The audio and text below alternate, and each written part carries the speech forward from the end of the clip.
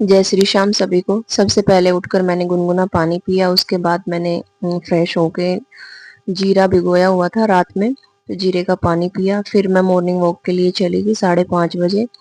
वहाँ थोड़ी देर घूम के और उसके बाद मैंने रनिंग की।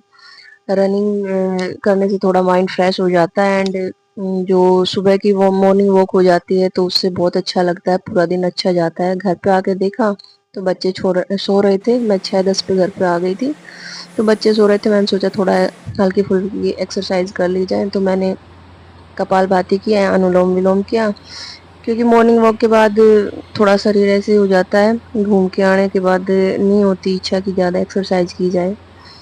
तो मैंने यहीं पे अपने बैठ के अनुलोम विलोम कर लिया, कपालभाति कर लिया, थोड़े सर्वाइकल की एक्सरसाइज की।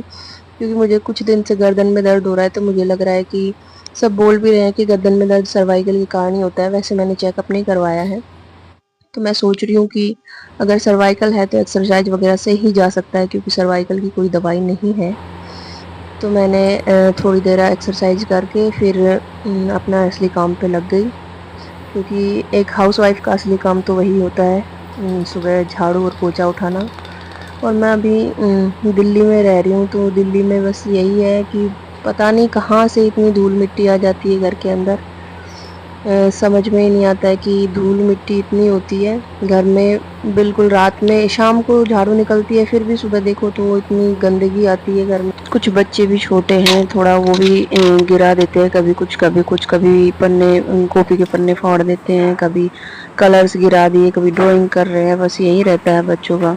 मैंने पोछा लगाया, पहले मंदिर के कमरे से शुरू किया। मंदिर के रूम में पोछा लगाया। मैं एक ही रूम इसलिए दिखा रही हूँ क्योंकि दूसरे रूम में, वैसे तो 3 रूम है, एक रूम में बच्चे सो रहे थे, दूसरे रूम में हस्बैंड एक्सरसाइज वगैरह कर रहे थे, तो मैं इसलिए नहीं दिखा रही दूसरा रूम।